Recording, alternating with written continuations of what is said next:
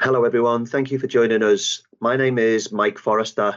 I've worked with the LAA for over 25 years now. The last 10 of those have been in contract management, and I am currently the area contract manager for Birmingham and the West Midlands. And with me today, I have Vicky Ling. Over to you, Vicky. Oh, thanks, Mike. I'm Vicky Ling, and I'm Resolutions Legal Aid Consultant. Thank you. So, as I said, thanks everyone for joining us today for this Help Us to Say Yes Civil Provider webinar. So the purpose of this webinar is to improve the way the LAA work with providers like yourselves so that we can help you to best perform against the civil contracts that you hold with us. By the end of this session, hopefully you'll have an understanding of what we do in contract management and assurance and the various parts of contract management and assurance, what you can expect from your LAA contract manager in terms of interactions and support from them, the types of review that we conduct in contract management and assurance. There are several of those, so we'll talk you through each of those. And then towards the end of the presentation, we will signpost you to additional resources, support, and training that you can access that will help you to best perform against the civil contract. So the LAA strategy is focused around 4 guiding principles. But I think before we get to that, I just want to start by acknowledging what an issue civil sustainability is at the moment, and some of the pressures and the challenges that no doubt you are under as a civil contract holder. We know the challenges many of you face when it comes to things like recruiting new legal aid lawyers, and we know the challenges that exist around remuneration. Now, without downplaying the role of contract management here, there are some limitations on how much your contract manager can influence that current situation. But what this session is going to explore is how we can make the best of and maximize what's on offer at the moment to you. How can we help with cash flow? How can we help you to avoid contract notices and sanctions? How can we help you to get your bills and your applications paid and processed first time? I'm going to, on several occasions, refer to the slides, the slide deck that hopefully you have access to as I'm talking to you today. So, as you can see from slide 6, our guiding principles, which I mentioned earlier, are to be user-centered, to get it right first time, to be open and transparent, and to be a responsive, diverse learning organization. But those guiding principles could potentially feel like sound bites if I don't put some kind of flesh on the bones. So let me pick a couple of those apart. When we talk about getting things right first time, that should be a mutual objective for both provider and the LAA. It's something that needs to work at both ends. And with that in mind, we want to know from yourselves when we have erred in our decision making, because obviously that can happen on occasions. And we want to use that information and that feedback to retrain caseworkers if we need to, or to issue additional guidance that will support our caseworkers to make accurate decisions. And a little bit later in the presentation, we're going to talk about processes like the claim fix system that we have in place, where you can appeal or send feedback if you feel that you've had a bill rejected incorrectly. So, like I said, mutual objective there to get things right first time. And on the subject of being open and transparent, that I think is what this session is all about today. It's trying to reassure you that when a contract manager conducts an annual review, that there isn't a hidden agenda at all. You should be made fully aware of what an annual review entails, and that includes the file review element of that, So I expect it won't come as a surprise to you to know that the vast majority of our file selection is targeted as opposed to us selecting files at random. And I think it's perfectly fine for contract managers to share that information up front and explain why we may have selected certain cases for review. That, I think, builds trust and a mutual respect, which is really important for the provider LAA relationship. So moving on to the management of legal aid contracts and the role of an LAA contract manager. I'm now at slide 8, and you'll probably take from some of the content on slide 8 that the role of a contract manager is heavily focused on compliance and risk management. Those are really important factors, important considerations for us in our day-to-day role. But having said that, we are there also to try and work with you and provide support and training, and importantly, to let you know when you are performing really well and when you're performing highly against the contract, so that we're not perceived as just coming to you when there is a problem or an issue or a concern. There are 2 important points to pick up on from the information on slide 8. And the first of those is the point about contract managers intervening early if we identify issues around performance under the contract. Now, that, in my view, is what good contract management looks like.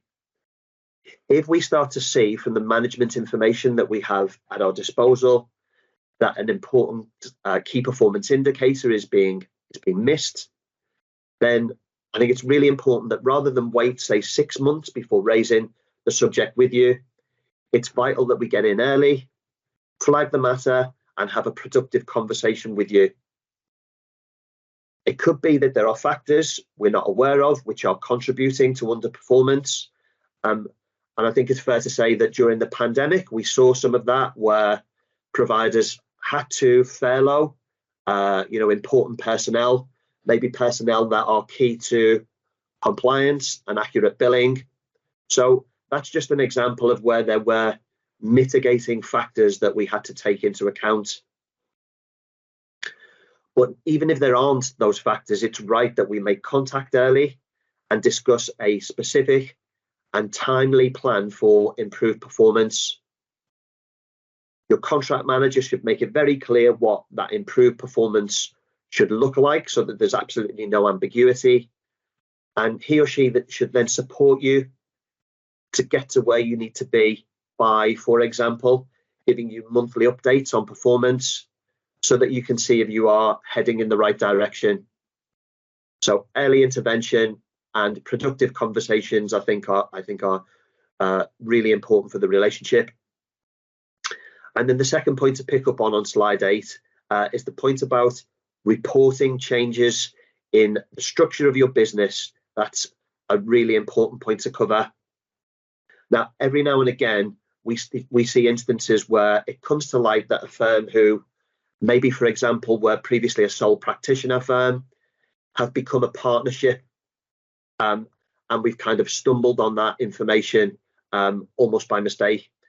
It's crucial we have an accurate record of who we contract with. There may be indemnity considerations if a firm have become, say, an LLP or a limited company. And there may essentially be the requirement to novate a contract if it's shifting from one entity to another. So please do keep us in the loop early if there are possible changes of structure in the offing. I'm going to stop for a moment and bring Vicky in if there are any reflections or points to add, Vicky. Yeah, thanks, Mike. I can provide some feedback from the feedback that we've received from resolution members, family lawyers. And one thing that we have had feedback in the past, and understandable why this has happened, but if a firm moves its office location in such a way that it it moves into a different procurement area, this obviously causes a problem for the legal aid agency, because the contracts are tendered by procurement area, and depending, if a firm is on the boundary of two procurement areas, they may not consider that. And it is rather important, I know, to stay within the same procurement area. So just to say to people, if you are thinking of moving, do check your procurement areas before you make any commitments to new offices, because obviously that's something that's quite difficult to do anything about if you're committed. Thanks, Vicky. Yeah, really important point to make there. Many of you will hold crime as well as civil contracts, so you'll probably be aware that postcodes are really important in terms of connecting to duty schemes. So on many levels, informing your contract manager about a potential change of address is crucial. So moving on to slide 9, where we talk about what you can expect from your contract manager. We aim to work with providers to ensure compliance with the contract. We will be professional and polite and courteous and considerate at all times, and obviously we would expect the same in response from yourselves. We'll react to correspondence and inquiries, whether they be by telephone or email, in a timely manner. And there's information there about the way in which we interact with firms. And again, just going back to the pandemic period, that changed quite significantly, and you will have found that much more of our engagement was digital. We use secure file exchange for the sharing of information that would allow us to review cases and review paperwork, and you will have found that many of our meetings were conducted digitally through Microsoft Teams. We're now in a position where our preference would be to get out and see you at your offices, but I think we've reached the point where we can be flexible and operate a hybrid model, and that will hopefully be more convenient and user-friendly for yourselves. So various different ways in which we can interact. I think it's important to say that cooperation is key. There'll be times when we set deadlines for the provision of information, but we can be flexible and work with you on those deadlines, and hopefully you won't find that we are setting arbitrary deadlines. If we're asking for something at short notice, there'll be good reason for that, and we should be prepared to explain why we need something urgently. In terms of physical attendance at offices, just to let you know that there is a requirement to physically attend every contracted office a firm holds at least once during the lifetime of the contract that you're working under. So that's especially important to consider with large firms who operate from multiple sites. There will be a requirement for your contract manager to visit each of those locations at least once during the lifetime of the contract.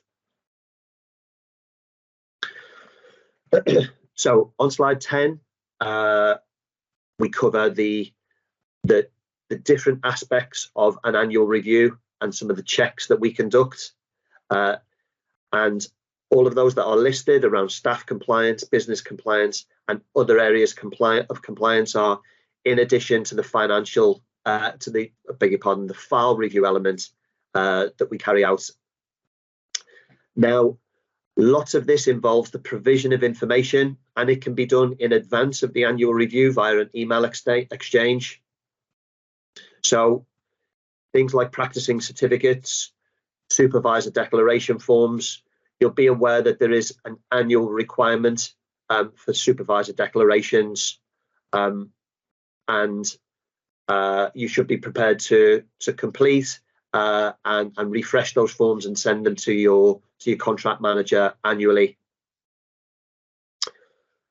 The same in terms of SQM or Lexel accreditation and your professional indemnity insurance, all really important checks that we make annually. And on the point about SQM or Lexel accreditation, really important one for you guys to be aware of that, to diarise and monitor and be fully up to speed on when your accreditation is due to expire. There have been a handful of instances where accreditation has expired, in which case we've had to restrict as a provider's ability to conduct new work until such time as that position is rectified. And obviously we don't want to go there with those steps. We have our own reps who keep in touch with SQM recognising excellence. So we get notified if a provider's accreditation is due to expire, but I'm sure it's something that you would want to monitor for yourselves also. Moving on to that file review aspect of an annual review, and talking a little bit about sample sizes. So I hope that you'll find that your contract manager takes a sensible approach, which is based on the volume of submissions, the number of categories in which you are contracted, and the number of offices from which you operate. Now, there's no exact science to file selection, so it's not a case of us asking for a percentage of your overall submissions. And to some extent, it will be led by any anomalies or concerns that stand out to us just from looking at the submission data on the portal. But yeah, I hope that you'll find that you get a common sense approach and a manageable number of files to retrieve so that your contract manager can review. There's reference there to us selecting some open files for review on the day of an annual review. That may happen as opposed to something that will happen routinely. And that might depend on the number of closed files that have been billed. But if we do select open files, it's not in order to trip you up. It's with the intention of heading off any issues before a file is billed. So the intention is, as I say, is a good one. It comes from a place of wanting to work with you and identify any issues as early as possible. Vicky, any thoughts or anything you would like to add on the subject of file review?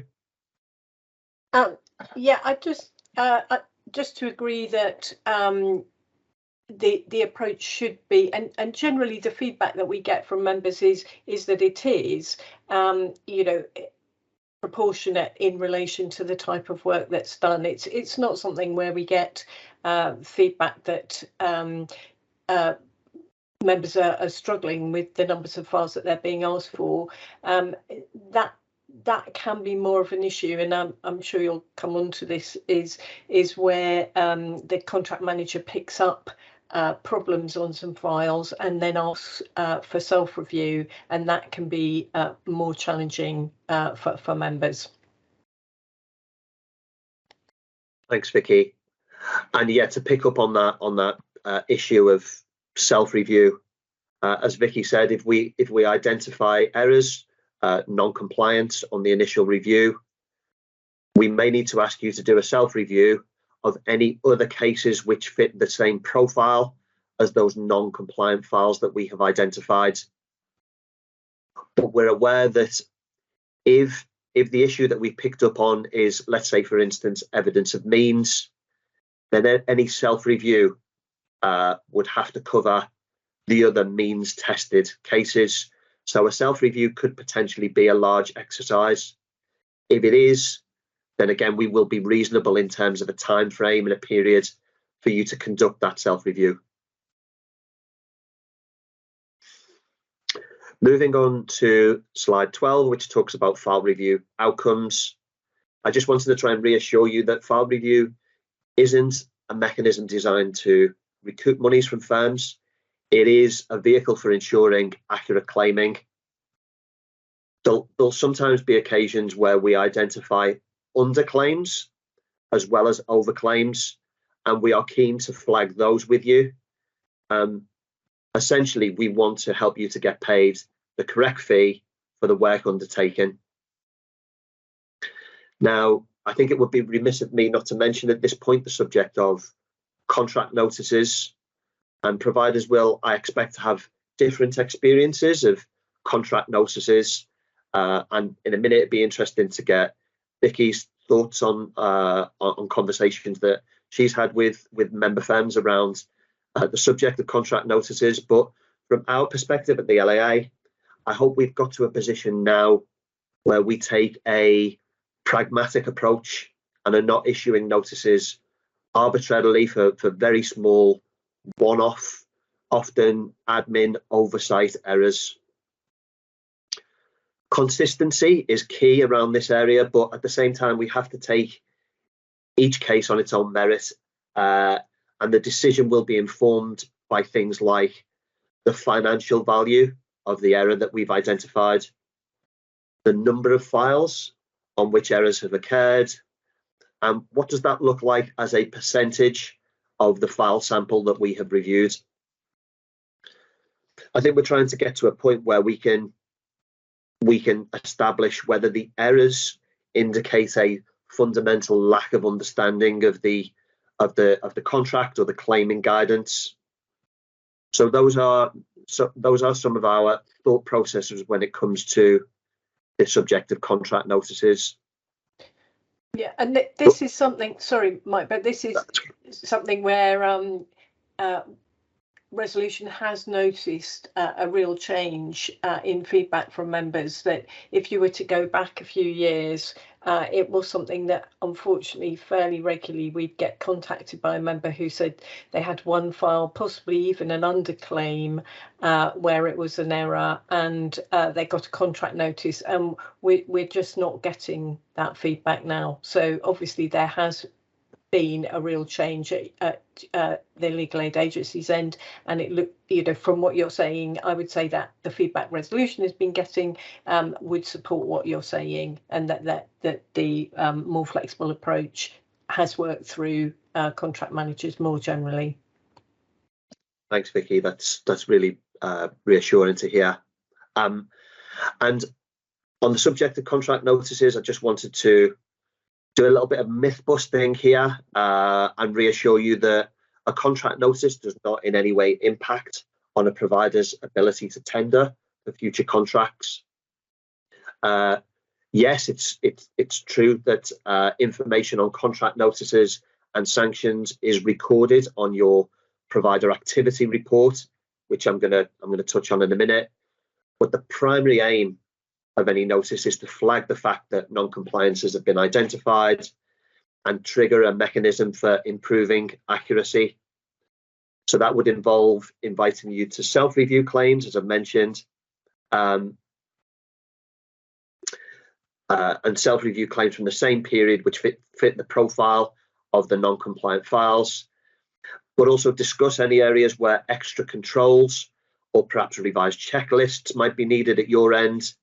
And then your contract manager conducting further file review within 6 months of issuing the notice.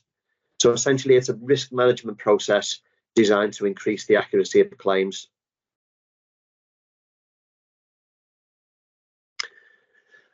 So jumping ahead to slide 14, which covers the provider activity report. Now, apologies, it's mentioned on the slide there that PAR is refreshed and distributed quarterly. In actual fact, that happens on a monthly basis, and hopefully you will have seen that your provider activity report is sent to you through your central email point on a monthly basis. And feedback has been really positive about PAR. It's a tool designed to show providers exactly how they're performing against the legal aid contract, and it flags trends in terms of, for example, increased volumes of work, because it uses comparative data on things like legal aid fund take. So if you look at PAR at the moment, you'll probably see on there your entire legal aid fund take, so what you've claimed from the funds for the financial year 21-22, and you should now see your first quarter's data for the 22-23 period, and we'll do a forecast there as to what fund take is likely to look like for the whole of 22-23, and it will allow you to compare and maybe have discussions internally about your volumes of work and your fund take, whether it is decreasing or increasing. So I think PAR is a really helpful vehicle for conversation between provider and contract manager. If, for instance, there's a spike in MasterStart usage or anything that triggers a conversation about trends that you're experiencing.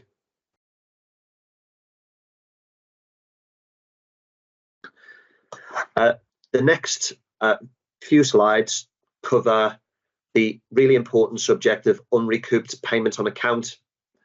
Now, linking that back to the provider activity report, I think PAR is really important on the subject of UPOA, because hopefully you will have noticed that it captures payment on account in two areas. It covers payment on account on what we call dead or discharged cases. And feedback from providers has been really good on that subject, because it's essentially telling you that here's your caseload that is discharged and therefore in theory should be ready to bill. And we also pick up on payment on account that is sat on cases which our records show have been inactive for at least 2 years. And that can be helpful because a lot of those cases we find have actually concluded and for one reason or another have been overlooked for billing purposes. So it's good from a kind of housekeeping perspective. There may well be reasons with certain cases why the case is ongoing and it just hasn't had any activity or any transactions that have registered with the legal aid agency for 2 years or more, and those cases are not a cause for concern. But it's just a helpful reminder to look at those cases, and we can provide additional data. We can provide the case specific information on the cases that are sat in that 2 years inactive bracket. So the UPOA exercise is helpful on many levels. It helps us to manage financial risk. If there is payments on account that we've paid to providers on cases that have long since concluded, then it's in our interest to want to take that payment on account back at the earliest opportunity. So there's a risk management aspect for us, there's housekeeping, but also it could trigger a boost in cash flow for providers. If there are any cases that have been overlooked for billing purposes, then the UPOA exercise is helpful for bringing those to your attention. The other driver for the legal aid agency here, we need to guard against having cases that have been settled with the opponent, no claim being made against the legal aid fund, and it may be that some of those settled cases have not been reported to the agency. In those instances, you will have received the settlement proceeds, but are still sitting on the payment on account that the LAA has paid during the case. So obviously we want to guard against having those cases in circulation. So unreported settlement cases is a big driver for us, the UPOA exercise. Vicky, anything to add on that subject of UPOA? No, I don't think so, Mike. I think you've covered that one. Thanks. Okay, thank you. So just touching briefly on slide 18, common errors. The first kind of bullet point there on slide 18 is the importance of controlled work form completion, ensuring that signatures are obtained and that the evidence of means sections of those forms are fully completed. And that extends to the other point, which is ensuring that you get accurate, compliant evidence of means information from your clients, and making sure that is within the computation period, which is the last 6 months essentially. Now we have key cards which are in existence, which tell you key information about things like disposable income, capital limits. But I would just encourage you, wherever possible, to obtain the compliant evidence of means from your clients upfront and at the earliest opportunity. Now, we realise that you're dealing with clients who have difficult, sensitive cases, and getting that information in the first instance may not, in some instances, be possible. But if that is the case and a client is going to come back with evidence of means, just make sure that that issue is thoroughly addressed before you eventually submit a claim for billing. If you haven't got the evidence of means that's needed for a case to be compliant, then our advice would be don't bill it, or at least hold off from billing it until you do have that information. The other one that I just wanted to pick up on is around MatterStart usage. So you'll be aware that within your contract schedule, it will tell you what your MatterStart allocation is for that year. And there is scope to self-grant up to 50% of your MatterStart allocation if you need to, and if you're likely to exceed the original allocation. Really important, if you are doing that you let your contract manager know before you trigger that self-grant. It's important that we put through a contract schedule amendment which increases your MatterStart in accordance with your self-grant. So do let your contract manager know if you're likely to exceed the allocation. And then if you are looking for a request for additional MatterStart beyond that additional 50%, then again, have an early conversation with your contract manager. There is a process that needs to be followed. We need to liaise with our central commissioning colleagues in considering whether we can increase your MatterStarts further. So again, really important that you have that discussion with your contract manager as early as possible. Mike, can I just come in there on the point of signatures on CW1 forms? Because that's something that we've had a lot of queries about from members. And I think during the pandemic, people really welcomed the development that the Legal Aid Agency would accept digital signatures as opposed to wet signatures, and particularly with the allowance for more MatterStarts to be delivered remotely. That was a really useful development, and both clients and providers have really appreciated that. And if you look on the LAA's coronavirus response pages on the website, which are really useful things to check up on, they've seen that those digital signature provisions are still in operation.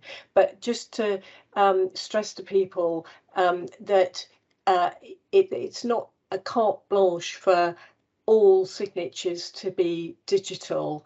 And what if you look at the requirements around that, it's where the client cannot sign a paper form, and that the LAA's preference is still for a wet signature if possible, but it's where it's not possible for the client to do that, then the digital provisions kick in, and you need to look at the Law Society's guidance on what is acceptable as a digital signature. So, for example, in exchange of emails, clarifying that the client understands what they're committing themselves to is acceptable, but for example, text would not be.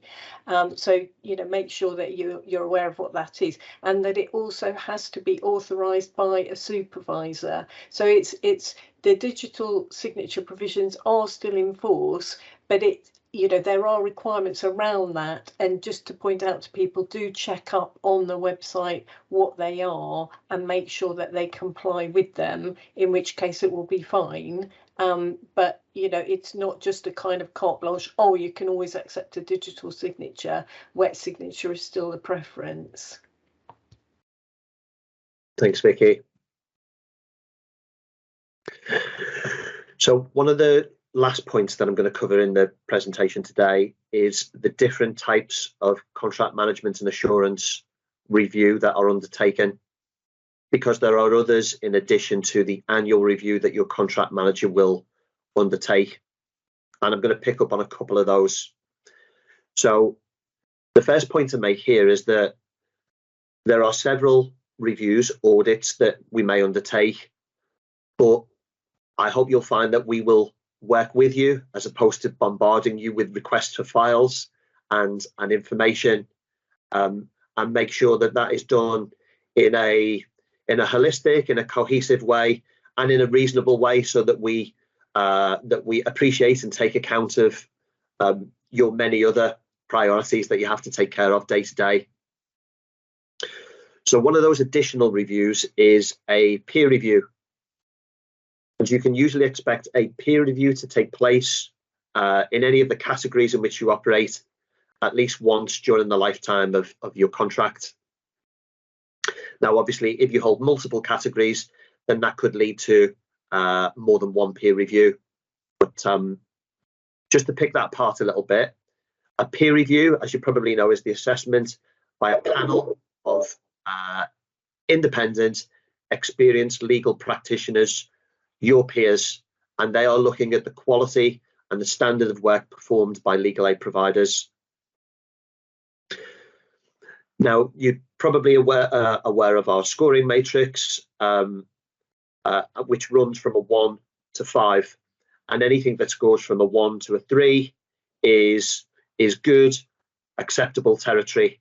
And if you achieve a 1, 2, or a 3, then you'll hear no more from us in respect of that review. If you achieve a category rating 4 or 5, then that would trigger us to, or trigger our peer reviewers to conduct a further review within 6 months, if there is a sufficient file sample for that review to be conducted. Now, contract managers can instigate a peer review themselves, so we can make referrals where we see or feel that there may be concerns about the quality of a provider's work. Then a peer review may be used to identify whether the provider is meeting the standard required by the contract standard terms. You'll probably find that LAA contract managers are getting a little more involved in the peer review process, particularly where there is a score of a 4 or a 5. Your contract manager will be copied in on that feedback and will see the audit report, and they will have a conversation with you, first of all, to establish whether you intend to and feel there are any grounds for appealing the decision and the score that's been reached. And then just talking through that audit report with you, checking that you understand it, what measures you intend to take off the back of it, so that you can put in place an improvement plan to hopefully achieve a higher score going forward. So you'll see that greater interaction and communication from contract managers around the peer review process. Vicky, anything to add on the subject of peer review? Just a couple of things, thanks. First thing is to flag up the existence of the Improving Your Quality guides, which are really helpful guides written by the peer reviewers, and they explain in really good detail what they're looking for on files, and they're very useful to use in team meetings. They're great for sparking discussion and thinking about, you know, if a peer reviewer did look at your files, would they be able to see all those things that they're looking for? And very often the issues around peer review are about good case recording and using the Improving Your Quality guides. And if you just Google it, or whatever search engine you use, Improving Your Quality guide, say family or housing, it will take you to the right page of the LAA website. And the other thing to say is, as you mentioned, Mike, if you do have the misfortune to fail your peer review, you do get a second bite of the cherry. And I know it's pretty devastating when I'm talking to people whose firms have failed a peer review. it really hits hard, and they have to get through that feeling of, you know, of real disappointment, and possibly, you know, they feel quite angry that about it. But if they look at the peer reviewers report in detail, it does give them all the information that they need to pass the peer review a second time. So once you've had a chance for the dust to settle after the initial shock, if you work your way through the report and you start to brief your supervisors so that they know what they're looking for, that needs to change on the files when they're doing their file reviews, you will pass the second time. And I've known, you know, more often than not, actually, firms that will go from a 4 to a 2 because they've put into place all the things that the peer reviewer has recommended. So you know, don't take it too much to heart. And as you said, the second result will then be the one that's recorded, and that will be what's on your PAR report, and you can go forward with that result. Thanks, Vicky. And the other excuse me, the other type of review that I wanted to pick up on briefly is our core testing reviews. So you may or may not have had one-off files that have been called for what we call core testing. Another opportunity to do a bit of myth busting here. If you have had any files selected for core testing, then please rest assured that they are completely random in their selection.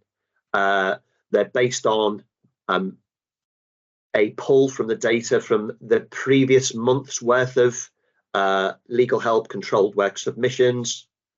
And you will often get a message from your contract manager about the importance of sending in those papers, those files, as quickly as possible, and also just making sure that the file is complete and that every piece of key information linked to compliance is present on those files.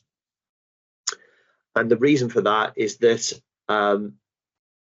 the National Audit Office scrutinise the core testing results, and they are used as a demonstration of overall control and compliance that the legal aid agency have over expenditure.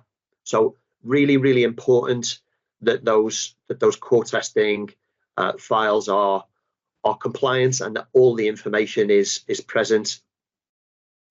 You'll probably know that the legal aid agency has in the past gone into accounts qualification, and that's really damaging for us in terms of opportunities for future investment. It's effectively a comment on control and compliance over expenditure, and we obviously don't want to go back into those accounts qualification days, which is why we're doing sessions like these and really working with providers to drive up compliance. So if you do have a file selected for core testing, rest assured it's a random selection, and please do make sure that the information is provided as quickly as possible and that everything is present on that file.